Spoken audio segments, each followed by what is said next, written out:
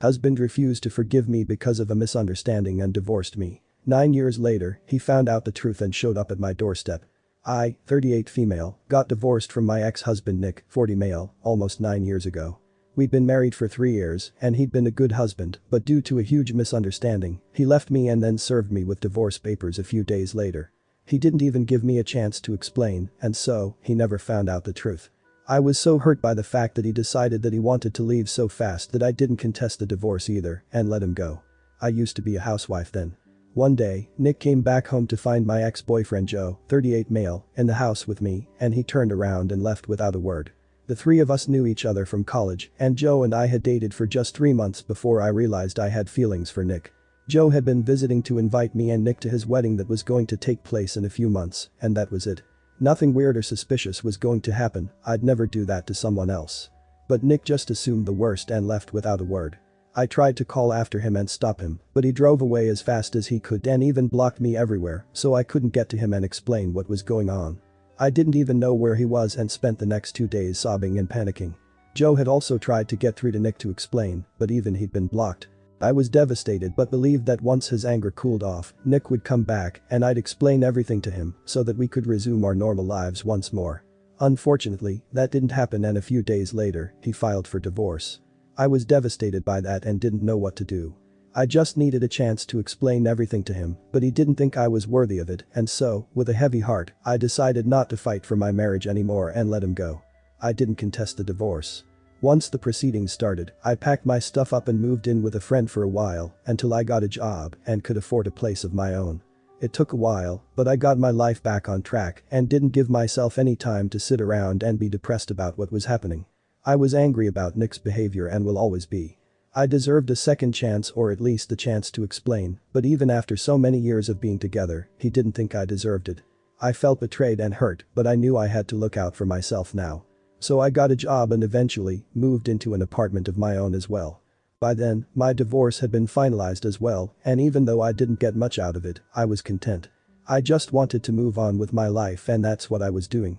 I also attended Joe's wedding a month after my own divorce and had a blast reconnecting with my old friends from college. Nick had skipped it, just as I'd expected, and most people were shocked to learn that Nick and I had parted ways. All of them had expected us to stay together forever, as had I, but life had other plans. Attending Joe's wedding turned out to be the best damn decision I'd ever made though. Because there, I met Chris, 40 male, the man I'm currently married to and even have a daughter with.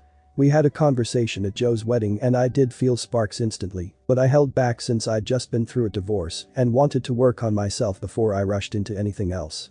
I wanted a break from men, so I exchanged numbers with him, but didn't text for a while. By a year later, I was finally in a better place mentally and felt ready to date. As luck would have it, I ran into Chris yet again at a work event since we work in the same field and I finally agreed to go out on a date with him. 2 years later, we were getting married and another year in, we even had a daughter who's almost 5 years old now. A lot of time has passed since my divorce with Nick and I'm a brand new person now. So you can imagine my shock when after all this time, Nick shows up at my doorstep out of the blue. That happened a few days ago and I'm still reeling from the shock of it all. I don't know how he found me and neither did I bother to find out later on because I truly couldn't care less. It was the weekend so my husband and I were both at home with our daughter when the bell rang. I was stunned when I saw Nick standing outside with a bouquet of roses and smiling as if nothing had happened. Before I could even process what was happening, he started talking and explained that a few weeks ago, he'd learned from a friend that Joe was married to a different woman and not me, and he'd finally realized that he'd overreacted back then. He said he wanted to give us a second chance, and so, he was back here, asking for forgiveness for whatever he'd done. I had no idea what to say to him. I mean, it was ridiculous enough that he divorced me over a misunderstanding all those years back without bothering to find out the truth. But now he was back after 9 whole years of no contact, believing that he could just talk his way back into my life and get a second chance just like that when he himself had denied me that very second chance. Fat chance of that happening. He kept talking while I silently stared at him, trying to think of what to do next. I so desperately wanted to shut the door on his face, but that just wouldn't be humiliating enough, so I decided to do something a lot more insulting. I told him to wait right there and went back to the living room where my husband and my daughter were sitting, waiting for me to come back. I didn't have time to explain, so I just lifted my daughter in my arms and told Chris to follow me to the front door. You can imagine what happened after that. Nick was horrified when he saw me walk towards me with my daughter in my arms and my husband behind me. I smiled at him and told him that he was a tad bit too late to ask for a second chance now and asked him to get out. After a second of silence, he turned around, ran to his car without another word, and drove away. I was really pleased with myself, and I finally felt like I got the closure I'd been looking for all those years ago. Once he was gone, I sat Chris down, and when I told him that it was Nick and told him what he'd said to me, we ended up having a good laugh over it. He was in over his head if he had really believed that I was just going to take him back, no questions asked, after what he'd done to me 9 years ago. I didn't even know why he thought it would be a good idea to just spring this surprise on me without doing his own research first. One look at any of my social media accounts would tell him that I was now married and even had a daughter, but I guess he couldn't get through since I have private accounts everywhere. Even then, he could have asked our old friends and tried to find out what I was up to. Chris believes that he's so self-centered that he must have assumed that I would have waited around for him after he'd left, hoping that he'd come back someday, and it sounds like a pretty spot-on assessment of his character, even though Chris has never even had a conversation with Nick. It's been a few days since then and I thought that he'd leave me alone after what had happened, but this morning, he sent me a message on Facebook from a new account and said that he was incredibly hurt by what I'd done. He genuinely wanted to apologize to me for what he'd done in the past, but I'd made a mockery out of the whole thing. He still feels sorry for what he did, but he also thinks that I owe him an apology as well for trying to humiliate him. I'd have for what I did to Nick. Update 1. So, I decided not to reply to Nick's message. He really didn't deserve even an ounce of my sympathy or forgiveness, let alone an apology. My husband was right, he definitely just assumed that I'd still be waiting for him and would readily accept him once he was finally ready to come back. He'd always been a self-centered guy and, sadly, I'd overlooked all the red flags before I got married to him. They were always there, he didn't suddenly change overnight, but sadly I was too blinded by my love for him to see him for what he truly was. Once we got together, he'd always make it very awkward and uncomfortable for me to be around any other guy, even if we were just friends. He wouldn't say it straight to my face, but he'd taunt me about it later and make a huge deal out of it, so I started avoiding my male friends altogether and would only speak to them in Nick's presence and never without them. He also told me to quit my job and be a housewife because his job required him to spend long hours at the office, so he wanted our house to be for him when he came back, and he said that he didn't trust anyone else to make sure of that other than me. I was honored back then, so I readily quit my well-paying job to be the perfect housewife for him. And despite all that I gave up for him, he didn't even give me a chance to explain my side. I'd always felt that Nick was especially jealous of Joe, given the fact that he was my first boyfriend in college and I was with him before Nick, so he'd be extra possessive of me when it came to Joe. He never had a reason to though. Since I was always loyal to him and would never even imagine cheating on anyone, but he clearly didn't think that highly of me. After our divorce, I was really torn up and it took me a long time to pull myself together and give love a second chance. A lot of you guys have been saying that I jumped from one relationship into another, and maybe it's true, I don't know. I can't exactly deny it because getting into a relationship just a year after a divorce might be too quick for some people, but I'm glad that I did it. I took that leap of faith and that's why I have the best husband and a beautiful daughter today, so I'd say that I'm pretty content with how my life has turned out. I'm not going to apologize to Nick, but I guess I do owe him a thanks, at the very least, since if he hadn't left me then I might still have been stuck in an unhappy marriage. Update 2. Okay, so I found out a couple more things about Nick. Apparently, the reason he hadn't known anything about my life was because he deleted all his social media and for the past few years, he'd been living in Seoul for work, so he'd lost touch with his old friends from college as well. He'd moved back just a month ago and had got in touch with a friend of his who wasn't really close with me, so he didn't know about my marriage, but he did know about Joe's, which is all that he told Nick, and that's how he landed up on my doorstep. It's still bizarre that he chose to approach me even after almost a decade of not being in touch, but whatever, I'm over it now. He hasn't texted me after I ignored his message, and I don't think he will either. I also told Joe about what had happened, and even he was shocked at the audacity that he had, showing up without any warning and expecting me to just take him back. And even demanding an apology from me because I decided to insult him the same way he'd insulted me. My daughter did ask me who that man was, but I didn't tell her the truth because she doesn't need to know. I told her he just had the wrong address, and that seemed to pacify her, so she didn't ask about it further. I don't think I'm ever going to tell her unless she somehow finds out on her own, which feels really unlikely. Update 3. Nick texted me again. After almost a week of no contact. I guess I'd forgotten to block him, which was kind of silly on my part, but I'm really busy with work, so I'm not beating myself up about it. Coming to the text, he said that he still has a lot of things that he wants to talk about and wants to meet me. He also said that he doesn't mind that I have a husband and a daughter and would still like to give our relationship another shot because he knows that that's what I want as well, deep down. He's insinuating that I'd be down to cheat on my husband with him, basically. Which is just so ironic because isn't that exactly what he left me for 9 years back? I was speechless when I saw that text because it was so disgusting. I couldn't believe that he even had the audacity to send the text to me and thought that I'd entertain it in any way. I warned him to leave me alone and then blocked his number because I sure as hell don't need this man back in my life. It's disgusting, the way he can't see behind himself. I don't understand why he still believes that I have any feelings for him at all, apart from hatred, because I think I made it very clear when he came to visit me that I didn't care for him anymore and my family is all that matters to me now. He should have just taken the hint to left me alone instead of showing me how low he can go and what a creep he is. Fudge, it's making me feel so icky to even speak about this. At least now he's blocked and whatever disgusting message he decides to send me next, I won't have to see it. I'm trying to erase the memory of the first one from my head as well, to be honest. It's just gross. Update 4. It's pretty ridiculous how some of you guys are accusing me of still being into Nick. No, I'm not into him.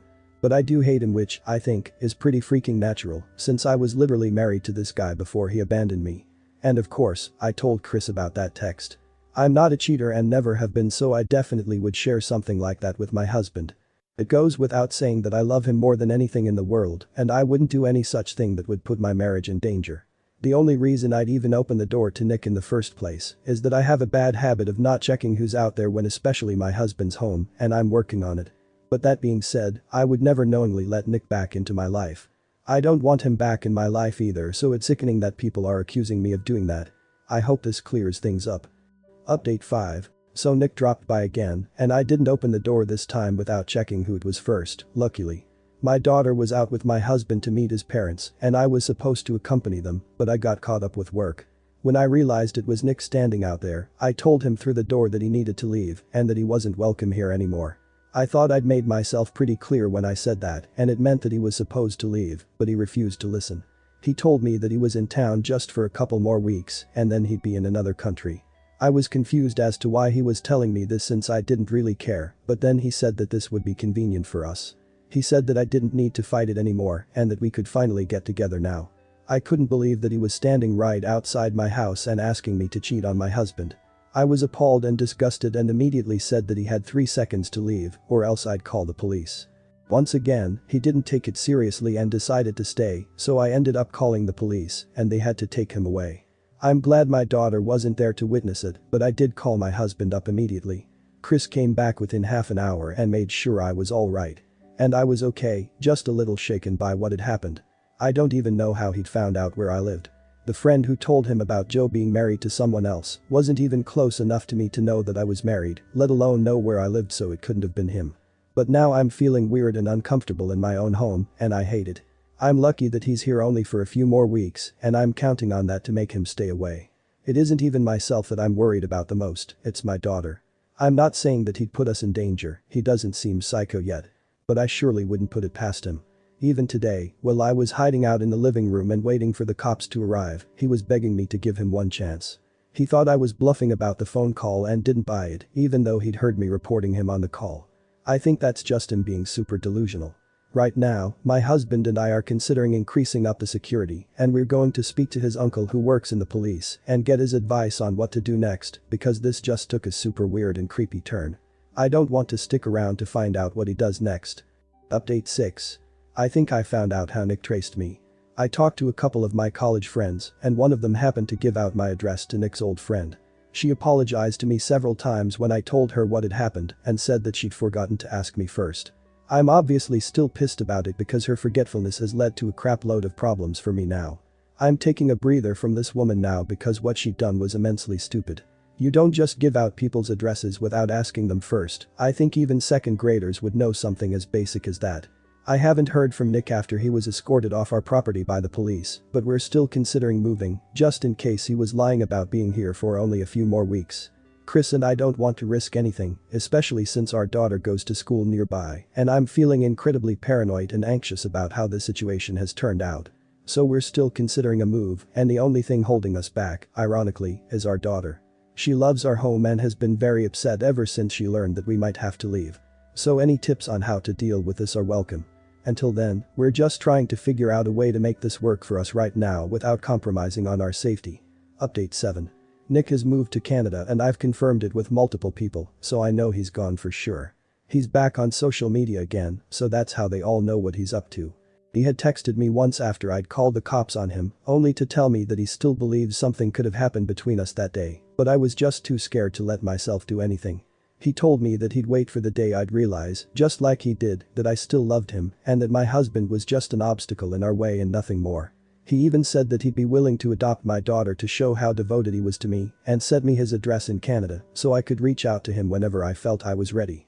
I couldn't believe that people could be this delusional, but at least he was gone. He'd used a new number to text me so I blocked that as well, and that was it. I no longer have to deal with his bullcrap or worry about him showing up at my house unannounced again. I'm mostly happy about the fact that we didn't have to move because my daughter is so happy that she gets to stay in the home that she loves. As long as she's happy and safe, I'm okay with everything. And now that I know we're not in any danger, I'm not that worried either. We're still keeping the security measures we'd taken in place though. Just to be doubly sure. Chris and I also did read the last message that Nick had sent together. We were sitting on the couch, drinking wine and watching our daughter play, and it honestly felt ridiculous that even after he'd seen my family, he still believed that I'd want him. I can't imagine how any human being can be so self-involved. I even sent Joe that text, and he had the same reaction as us. I'm still not speaking to my friend who gave him my address though. What she'd done was very irresponsible, and as a mother herself, she should know better than that. Not only did she put me in a really tough spot, but also my family, and that's something that I just cannot forgive her for. Anyway, my husband and I are planning a vacation to the beach, my daughter's favorite place, in a few weeks so that we can let some steam off. Which is much needed since these past couple of weeks were really very stressful for me, and I feel like I've earned a break. I've been very busy with work, as has my husband, and I'm sure this will do us a lot of good. Thank you guys for all the love and support that you guys have been sending us. Much love.